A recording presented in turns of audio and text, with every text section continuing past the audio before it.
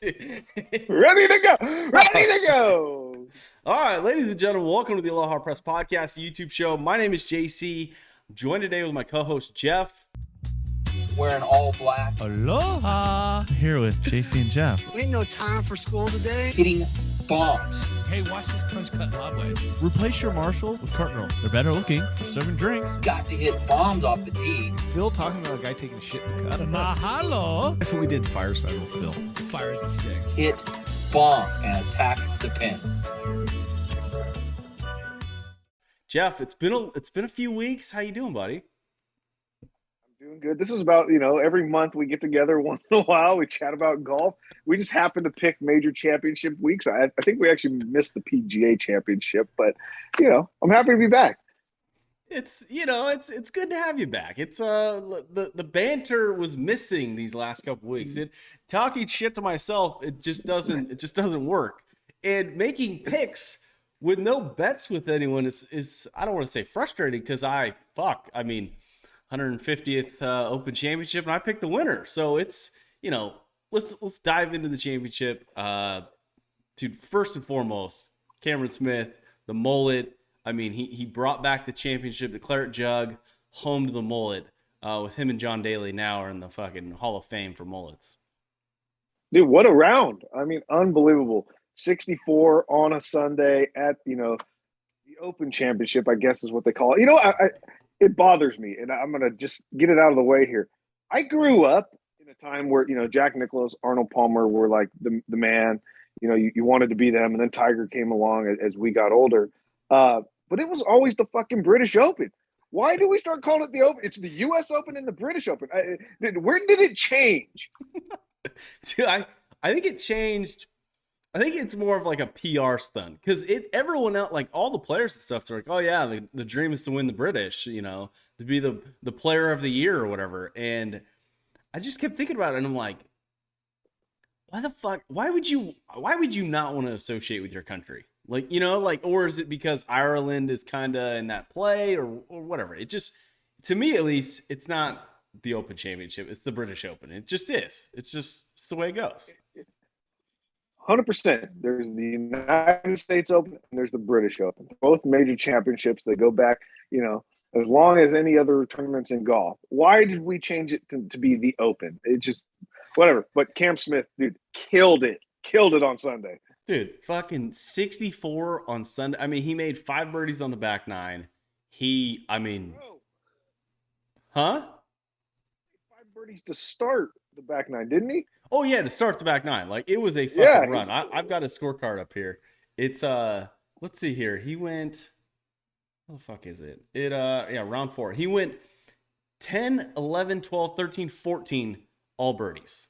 And then fucking birdied 18 to fucking just close out. It was shocking because at the start of Sunday, like it was pretty much it was a Rory Victor Hovland fucking show. Like, everyone was kind of dismissed. Like, Cam Smith, for most of the front 9 was in like the playing through coverage. Like, he was associated with the commercials. And then Victor Hovland got fucking nuked. I don't know what happened to him. The only time we got to see any of his shots is when he almost fucking clipped Cameron Young on the 18th tee box. Fuck, it was an incredible round. Can you imagine the road hole on 17 where you take putter out and you have to putt around a bunker? Like, dude, he was incredible with the flat stick. I'm going to tell you, the 2 putt on 17 and 2 putt on 18 by Cam Smith were unbelievable. I don't think there was probably another player in the field on Sunday that could have done that. Those were 2 horribly tough 2 putts. Big stage to win the tournament, especially after Cam Young drains the fucking eagle putt. He would have been fucking in the tie there had he not got that 2 putt up and down, and he was putting sideways up the. It was, unbelievable to watch. Unbelievable back 9. I thought Rory had it easy. Victor fell apart. The stage was too big for him on Sunday. Way too big. And Rory was steady Eddie. He was hitting good shots, but man, he just couldn't make a putt to save his life. Dude, Rory McIlroy, went down in 18 greens in regulation and 18 2 putts. It just, when you hear those stats, you're like, oh, that's a fucking struggle. Like, God, he must have been really close. But at St. Andrews, like, those fucking greens are so massive that 18 greens regulation, especially as many drivable par fours they had and drivable, par fives essentially. You got to think, Rory, you got to go lower than 2 under. Like, people are going to be fucking going low. Like, St. Andrews was absolutely made to just be driver putter all day. He did have to go low, and he knew he needed to shoot something probably around 67, 68. He didn't get it done. But that course was a pitch and putt for those guys, man. It was like us playing the fucking white tees at Castle Oaks. It really was. There were so many drivable 4, 5, 6 different holes on par fours they could drive, a couple par threes. The par fives, if they hit good ones, were a joke. It was weird to watch because you think about, at least I think about in the old days, British, the wind just whipping, terribly tough, fucking, guys struggling. Go out in the winter, shoots 20 under par. I mean, that's something you'd expect to see at some middle tier event in the Corn Ferry Tour. The John Deere Classic field would fucking be in stretches. I thought, for as good as Cameron Smith played, dude, Roy just fucking choked on himself. He looked, to be honest with you, he looked and felt like Tiger Woods on a Sunday, where Tiger is so methodical. He just fucking, it's just middle of the fairway, middle of the green, and fucking 2-putt. Where Rory, he just did not, I hate to say it, he didn't act like himself. Like, he was acting more like Tiger Woods than he was the gunslinger that we, came in contact with in fucking 8 years ago when he won 4 majors. You know what? I'll tell you what, he was like Tiger Woods up until 17 and 18, because the old school Tiger Woods would have done that same thing, right? A couple birdies, couple 2-putt birdies, bunch of pars. Get to 17, you have to make a putt. He make the putt. You get to 18, you have to make a birdie. He makes the birdie, right? That's the difference. The closeout, but it was a methodical, boring round of golf. But it's unacceptable for how well he drove the golf ball and how there was really no trouble there. I mean, even when they got in the rough, it really wasn't a penalty, except for the gorse bushes or whatever they call it. I mean, I don't know. I think golf as a game has outgrown those link style courses right now, and they need to adjust. Those bunkers that, were trouble in the past are not trouble anymore. They bomb them right over them. It's just one of those things. The game, I think, has evolved a little bit too much for that style of golf. They need to start adjusting those courses. And dude, you think like the home of golf. This is where it all started essentially. Cameron Smith, not the longest player on tour, but I think he just played the best links golf. And I think you're right. I think the courses have to adjust. St. Andrews, was literally played on 5 different golf courses. And at one point in time, the guys were sitting out of bounds, literally white staked in front of them, having to tee out of it just because hole 17 was not even that much of a challenge if you played at the designated tee boxes 150 years ago or however long this course is.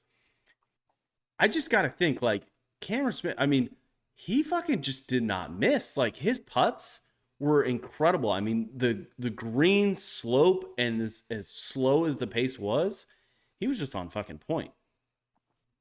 Oh, he was. Hey, Cam Young, to get a little sneaky second place there, coming in with a 65 himself. I think the place to be on Sunday, honestly, and they talked about it, Azinger talked about it a fuck ton, as annoying as he was all week. Yes. The ability to have the limelight off of you in that second to last group and a little bit less pressure playing the guy that's chasing was very evident on Sunday with the rounds that the Cams shot, compared to what happened in front of him with Victor Hovland just, crapping all over himself, and then Rory doing what he did and not getting it done.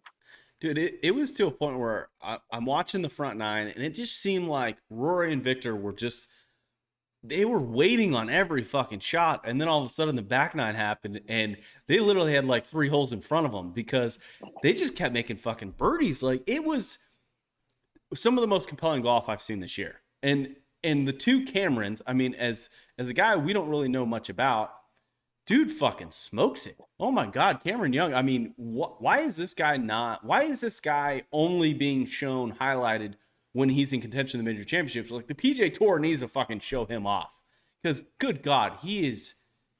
Well, he was the longest golfer, this week. Well, they really are going to have to show him off moving forward here because, news came out today of more people leaving the PGA Tour to include the British Open champion. So, is it really? Is it official? Oh, yeah. What I read today, Jesus. him, Stenson, gone.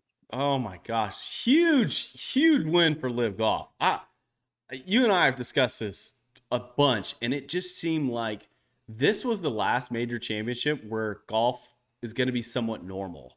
Like this was the last ditch hope for the PGA Tour, DP World Tour to get a fucking victory. The last thing they needed was a guy who's going to be the Players Champion and the Open Champion to go fucking defect and go to the World Tour. I mean, to go to the Live Golf as second ranked world golfer in the world. I didn't think this would happen. Last time I got on the podcast with you, I expressed my desire to keep back in the PGA Tour. I didn't think that this many guys and this many big names would leave. They're not going to give world ranking points to the Live Golf. And, essentially these guys are going to start dropping to where they're not going to be able to play in these majors. I don't see any way the PGA Tour can let that happen. Who are you going to have contending for a title? Ricky Barnes? Well, fuck. Right? What are we going to do? Yeah, I mean, who are you going to have contend in the Ryder Cup? Who are you going to have attend in the what's the other? Not the Ryder Cup, but the fucking what's the other cup? They play the what was it? The President's Cup. Yeah. So it just, dude, even John Rahm came out yesterday and was making comments that he thinks Sergio Garcia should be playing on the Ryder Cup because he's the greatest Ryder Cup player in the world, which is debatable. It is like Jeff. We're gonna have to tune you into YouTube to get you to watch, some of these players. Dude, I honestly think they know something we don't know.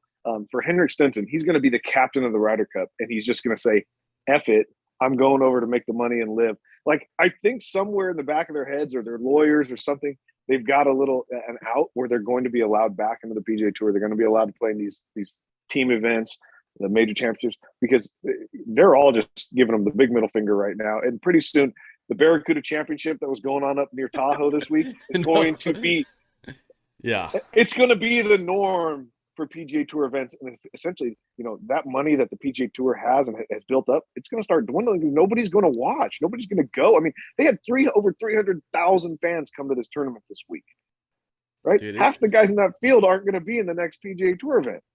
No, and I think, as all this news is breaking around us, I mean, even guys like David Faraday, I mean, guy was a NBC broadcaster, CBS fucking analyst for fucking years, played on the European Tour, PGA Tour, is defected. Charles Barkley's taking meetings with these fucking Live golfers, and it's just shocking, and it's sad, and I think this was the last 150th. I mean, write it down.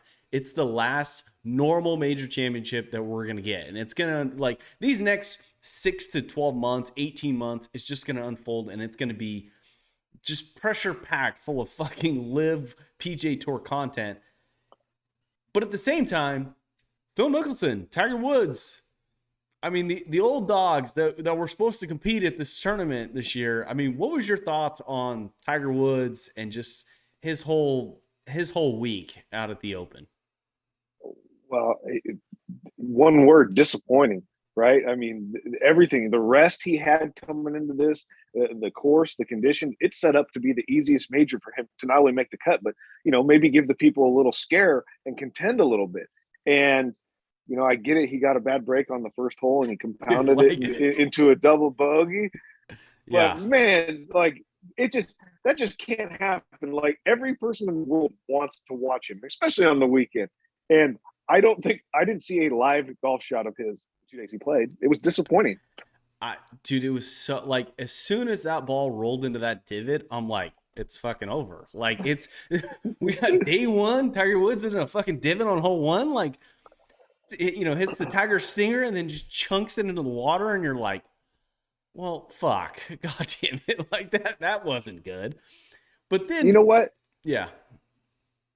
speaking of the ball in the divot, like everybody bitches, like that's the one rule, and we've talked about it multiple times. Yeah. That the PGA Tour, that these tours need to change. But the more you sit and think about it, it's like over the year, it's a bad break, man. That's golf. Golf's full of bad breaks. It's sometimes good breaks. I don't think they can ever get rid of that rule. It sucks, but just go ahead and go back. I'm sorry. I had to get on that one. Everyone likes to debate that rule, and they're like, oh, you shouldn't be penalized if you hit the middle of the fairway. Well, the fairway is fucking 150 yards wide. Okay, it's literally the widest fairway in golf. Fuck, you can't. I mean, I don't know. It's just, Tiger, you got to hit a better shot. Like the sand-filled divot, you just fucking put in the back of your stance and you fucking chunk an 8-iron up there to the back of the green and fucking 2-putt. Instead, you kind of went after it, fucking caught it high in the face, and you fucking duffed it in the water. And then you disappointed us for the next day and a half. And was a little, dude, I was just discouraged. And it wasn't even that hole. It was just the rest of the round. I watched both days of him live, and it was just, it felt like a Hall of Fame victory lap. It's like Warren Sapp, running around the Tampa Bay Buccaneers fucking stadium, or, it was just kind of sad. It is sad, but and when I say disappointing, like that course wasn't that hard. Obviously, the scores that these guys were shooting every single day, it wasn't like there was only a day or two that were easy. It was easy every goddamn day. There was no win. It was ideal. Like there's no reason for that. I mean, the winner was 20 under par. I don't know, plus 13. In 2 rounds. What was he? He wasn't very good. He tied with Step Straka, who shot an 82-72. Which was just not good. I mean, Tiger was. I mean, yeah, he finished out at plus 9, shot 78-75. Not very good. When the field was, I hate to say it, this was a great opportunity for Tiger Woods, and it just fucking blew past him. And I don't know if it's just he's worn out this year. 3 tournaments is too much. Maybe he shouldn't have played last week. Maybe he played too many rounds this week. Maybe he walked too many holes. I don't know, but it was just sad. And do you think Tiger Woods will make it back to St. Andrews for an Open Championship? If he does, it's going to be like what you said, the victory tour type thing. He's going to be one of those old timers that's going to be struggling to break 80. I mean, by the time it gets back there, he does not look healthy. I look back and I'm even more amazed at what he did at the Masters this year, because he was not in anywhere near as good a shape as he is this week. When he made the cut there, and shot under par one of the days. So I know he's not going to give up, but here's the thing. Are we going to see him 4 times a year for the next 5 years? Is that how it's going to be? I don't know. I have a weird feeling that Phil Mickelson is going to be in the mix in an Open Championship way sooner than Tiger Woods was. And Phil did not look like any better. It was the weirdest, creepiest thing I've ever seen in the game of golf. As huge fans of Phil Mickelson, it was just creepy. Like he was paired with 2 guys who are fucking essentially no-namers. He was teeing off at 7:30 in the morning. He got the better draw, but there was no crowd. Like it was just weird. Like apparently he tossed a golf ball to some kid and the kid like ducked. And it was just odd. It was just so weird. I was expecting to hear the Phil cries. I was expecting to hear the cheers and the lots of thumbs up. And I was expecting him to make the cut. It was utterly disappointing in my opinion. I didn't see any of Phil's shots either. It's kind of fun. It's kind of funny though, how play on the Live Tour. You don't tend to see much of them anymore. You don't see their interviews. They tend to get shittier start times, shittier groupings. They're no longer the featured pairs. They had to show Dustin Johnson on the weekend because he was up in the top 10, but they didn't even give him that much love. No, he was another playing through fucking special. Dustin Johnson finished out at a T6 minus 13, goes out and shoots 69 on Sunday. Didn't really have a chance ever, but was fucking playing really good golf. And everyone that has quoted nasty, shitty comments about fucking there's no good live golfers, Dustin Johnson's fucking legit. And Bryson these guys are not past their prime. I can promise you that. Dustin Johnson looks like a very healthy human being compared to Tiger Woods. Bryson DeChambeau, another guy, fucking 12 under, fucking T8. I mean, these guys are not playing horrible. Paul Casey fucking was in the kind of the mix there for a while. It just, I don't know. It's a scary life for golf right now. Exactly. So I'll ask you this question right now, and we'll get it on camera. How long the guys that are hanging on, like Rory, JT, and Ron, the guys that want to be the face of the PG Tour, how long till they make the jump? I don't think they make the jump. I think they fire Jay Monahan and they make some drastic changes to the PGA Tour, and they allow the guys who defected, who have been, essentially canceled and fucking, removed from all history books on the PGA Tour. They're going to be let back. They're going to be able to play 8 to 10 events a year, and it's just going to be what we live with. And now we have two tours, one that has billions of dollars to give these players, and then another tour that is, hosts a shitload of events, and we get to pay attention to a bunch of Korn Ferry Tour guys, but we're going to get to see 6 to 10 weeks of golf on the PGA Tour of the best players of the world. I think you're spot on. No, I think you're spot on with what you just said, because at some point the PGA Tour has to look at it and say, okay, we're going to suspend them, or these guys are going to jump over into their thing. So are we going to have 50 tournaments without them and our ratings are just going to be shit? Or are we going to have 30 tournaments without them, let them come back for 20 that just are going to be sold out and more popular than anything in the world, and continue to grow the game of golf? That's the only way they can do it. They can't just cut these guys out forever. There's no way. They're going to continue to lose people. They're going to lose all the young talent that's coming out of college and coming up, because those guys are going to go take that easy money to start off. I mean, if you're a guy like Pat Perez, like, the Live Tour is the best thing in the world that could ever happen to you. You're not good enough. Fucking blink of the eye at the Open Championship. Yes, I agree. Completely agree. It just makes no sense for those guys not to do it. So I think the PGA Tour is going to fold. I think they're going to have to fold their hand and say, we fucked up. We shouldn't have done this.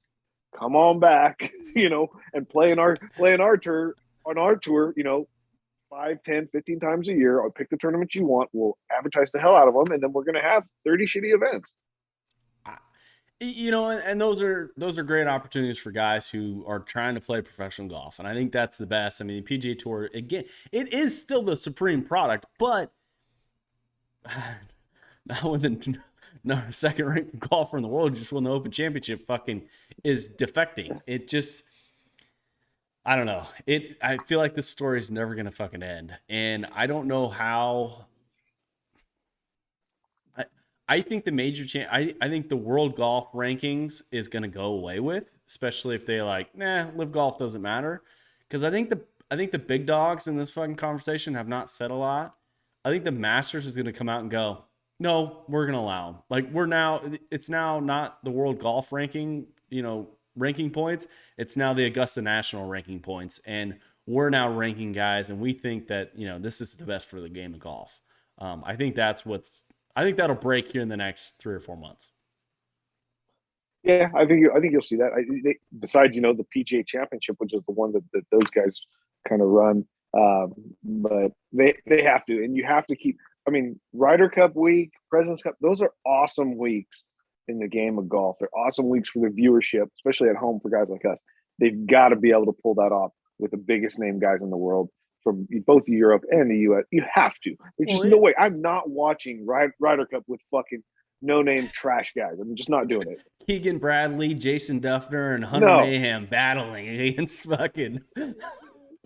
It just can't happen, dude. No, it can't. And I think the best thing for the game of golf, and don't get me wrong, I don't support the backing of Saudi Arabia, who kill people for human rights violations and fucking news reporters. Trust me, Jeff and I would not be allowed in the country because we like loud music, shorts, and fucking our women not covered in fucking burqas. But you gotta wonder, this would be the best thing for the game of golf, is to have 2 competitive leagues who have legit dudes on it battling.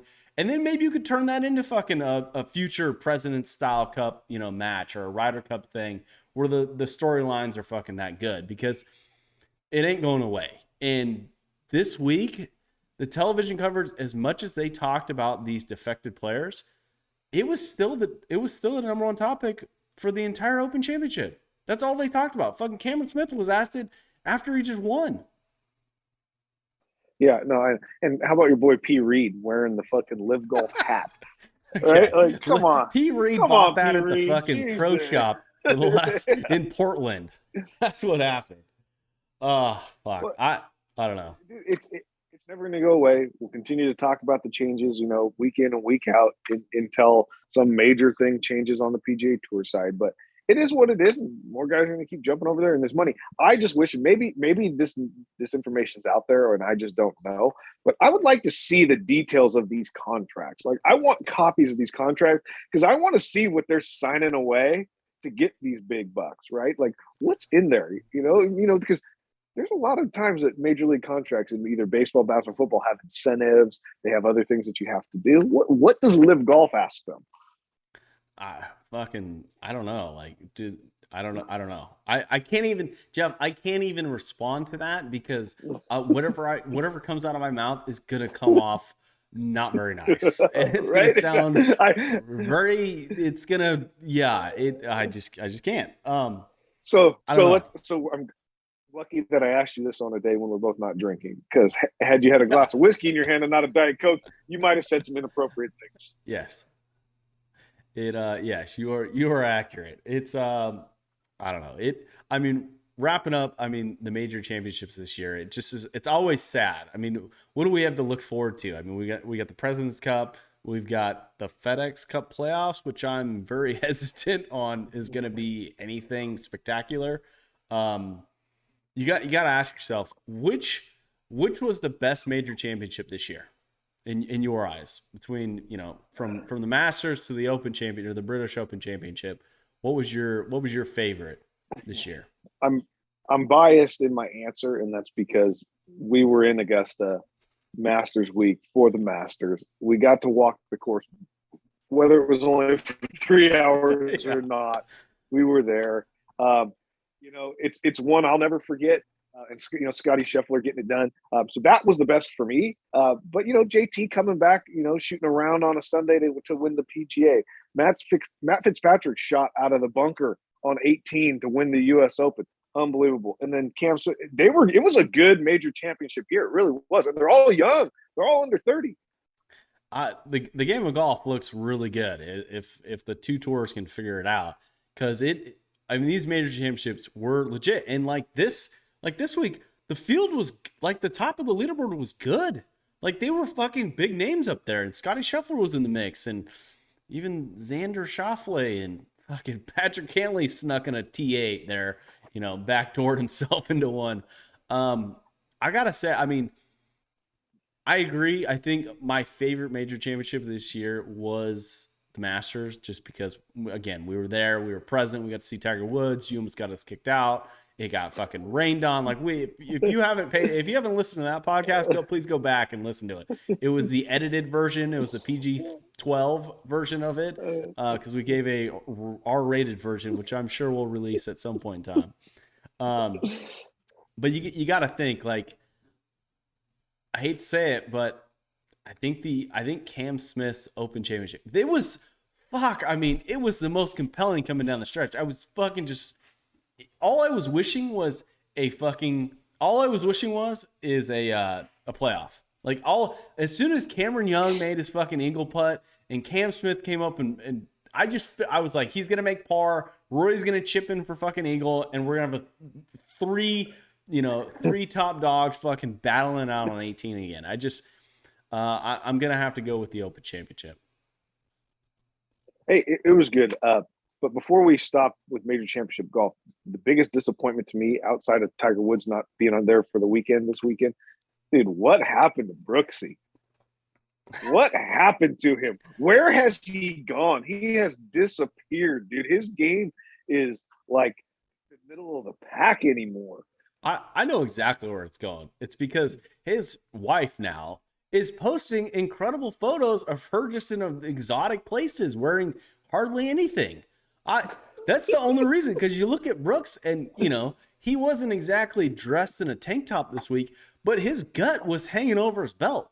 Like, he clearly has been missing the gym, and he just is ever since he signed that deal with Srixon, his golf game just has really fallen apart. Like what shocked me the most is he was playing like an M6 driver from like 4 years ago. Like he's just lost. I mean, I think he went out and shot +1, +5 or something crazy and was not in the hunt at all. Dude, he's just a non-factor. In the thing about him is he's such a non-factor when it comes to personality and interviews. So he doesn't get any airtime for that type of stuff unless he's winning and playing well. When he's not winning and playing well, he just disappears. It did not seem like he was very motivated this week. He looked like he was on the Phil Mickelson fucking train. It just very sad. How about Jordan Spieth? Goes out, shoots 12 under. Was a pretty big highlight this weekend with the television coverage. Dude, he's solid right now. He's playing well again. It's nice to see. I didn't think that this was actually going to happen, after how good he was a few years ago and then how bad he was doing for a while. And then he changed to this funky little, hitch in his swing type thing. But he's figured it out and he's playing well. He snuck in a good couple rounds there on the weekend and jumped up the leaderboard. It's good to see him up there, dude. He's, as much as I don't like watching him play when he talks to himself, like he's playing. It's good for the game. It is good for the game. There's a couple other names that I thought were interesting this week. Couple other storylines that popped up. Rory McIlroy what does he do after this? Like, does he fucking give up the game of golf? Does he go join Live? Like, this was a huge miss. Like, and I don't want to say like he played the worst golf, but he got beat and he got beat pretty bad when he was in fucking prime contention. Like, what's his future look like? Does he win a major championship again? Is he going to be in contention at another major championship? I mean, after this year where he top 10 in every single major championship, I don't know where he goes from here. So I'm going to look at this on a positive note for Rory, and I'm going to spin it that way. He's playing really good golf right now. He's kind of coming up. He's taken on that role as the face of the PGA Tour. He's going to probably going to stand strong against Live Golf. And I think he's going to win multiple more majors in his career. I really do. This one, he got snuck up and they took it from him. Could he have played a little bit better? Yeah. But in reality, he rolls one more putt in and he gets up and down on 18. I was actually kind of surprised by his drive on 18. It was not very good where he left it and how far he hit it. It didn't go his way. But I think he'll win a couple more majors in his career. And he's just playing too good a golf right now. I mean, looking back just at the Masters and just the energy, and then this week, the energy of the crowd. I mean, there was not many people in Cameron Smith's camp to win this week. It was all about Rory. And I think it was a huge swing and a miss. And I think, I don't want to say I was disappointed, but I would say most of the media was also disappointed. Dude, I was a little disappointed. I know we didn't make picks. I picked Rory in my head. Like, he's the guy I wanted to win. Yeah. You obviously picked Cam Smith, so I would have owed you a bottle.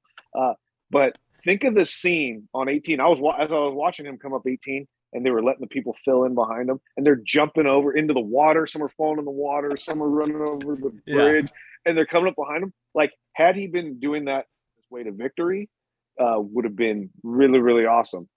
But, he's got to make the chip, not even close. Doesn't get up and down for birdie, makes a par, ends up getting third place. It's just like, what a letdown. What a letdown for those people, after what he gave them all week. It sucked. It was, I hate to say it. I mean, Rory winning the Open Championship at St. Andrews, the 150, that would have been the fucking, story. I mean, it would have been iconic. But Cam Smith gets it fucking done, and we'll see what his future has to unfold. Before we take off, Jeff, we're gonna remind everyone we've got the fifth major championship out in Monterey Peninsula here at the end of the month in September. If you haven't already, you should probably sign up before we cancel it. Well, here's the thing. I know that hotel room prices scare a lot of people off. But look at it this way. We've got golf for less this year. We knocked $150 off the price. We're going to have bigger prizes. You know, the golf course is in better shape than Edgewood. You don't have the lake, but you've got Pebble Beach, you know, the area around there. Do what I'm doing. Look for Airbnbs. You can find them for a lot cheaper than the hotels. Well, it's going to be an amazing trip. We're going to have amazing weather. Did these fuckers expect to, and I shouldn't call our fans fuckers, but did these fuckers expect to be like down the street? Were they like, trust me, if you venture out like 10 minutes, away from the golf course, like hotel rates aren't that expensive. Like you could find a, budget, Motel 8 that Jeff and I have stayed at tens of times. You the lighthouse, baby. Yeah, the lighthouse. Fucking, my wife she's like, oh, this place is incredibly cheap. I'm like, well, it's like a 40-minute drive every day, but it is what it is. So I mean, it's going to be awesome, and I don't think Poppy Hills knows what's coming. I don't think they don't have any idea. Hopefully, old Randy, you're tired up at Edgewood. Hopefully, they don't get a phone call into him to hear some of the stories. But we're going to bring that atmosphere. We're going to bring that fun. You never know what the fuck's going to happen when our group gets together. But we got a month or two before we got to get down there. But yeah, I encourage people, sign up, get your hotels now before we wait till the weekend before and the prices are skyrocketing. And come out to Monterey, come out to Pebble Beach, hang out, play some golf. It's everything that Edgewood Tahoe has given us. Poppy Hills has promised that and much more, which is rather shocking. Like, I don't think they understand, like, it just, I don't know. Like, the facilities there are amazing. Yes, we don't have the view of the lake, but it's very comparable to Edgewood, if not better. I know it's Jeff's least favorite golf course in the world, but it's my favorite. That's for damn sure. Well, I tell you what, I'll probably play better than I did at Edgewood because I get too excited. I think, too many things going on. But obviously, Edgewood, it's not just my favorite golf course in the world because over the years, we've been playing there for a handful of years, maybe a decade now. The price to play golf there is outrageous now. It is so popular. The fact that you can't book a tee time 7 days in advance without a hotel room on property, which is $800 to $1,000 a night. It is, I mean, I don't know if I'm going to get to play there this year. I really don't. I mean, we play there every year, even without the tournament, we go and play. $350 for a round of golf at Edgewood? Are you kidding me? When the sad, like, and it's sad because, like, I remember playing it for like $125. Like, I remember one time playing it for like less than 100. Afternoon tee time in the middle of fucking August. Like, it was no big deal. But now, holy shit, they're getting a little too big for their britches in my eyes. There's golf courses in the state of California which are, I mean, they host major championships. They host fucking PGA Tour events. It's just, I don't know. It's so just go to the website, thealohapress.com, or just find the link below. Do us a favor and just sign up or send me an email that you want to sponsor the tournament. It's gonna be 40 players who are, I don't know about you, Jeff, but I'm preparing for it already. I've already made a few club changes, a few alterations to the bag, inspired by the Titleist driver after this week. So we'll see. Well, I tell you what, I mean, I was watching the celebrity tournament at Edgewood last weekend. And did I lose you? No, you're there. You there? Yeah. Oh, okay. And I started thinking about the way we set up Edgewood, and we didn't make it easy. We made it easier than the back tees, but not easy. And then you watch those celebs play from like essentially the gold and red tees all week, and you're like, okay, now I get why the course looks so easy to them. Yes. They're not playing even the white tees. So I think we take a little bit from that, and we bring that to Monterey, to Poppy Hills, and we make that course easy. We make it fun. We make it birdies galore, and just kind of build the excitement and keep people from having to hit out of the trees all the time. Yes. So I think I learned something this week. I agree with you, and because the most important thing is to go out there and have fun and be competitive. And yes, you are correct. Wearing all black, Aloha! Here with JC and Jeff. Ain't no time for school today. hitting bombs. Hey, watch this punch cut lob wedge. Replace your Marshalls with Cardinal. They're better looking. They're serving drinks. Got to hit bombs off the tee. Phil talking about a guy taking a shit in the cut. Mahalo. That's what we did fireside with Phil. Fire the stick. Hit bomb and attack the pin.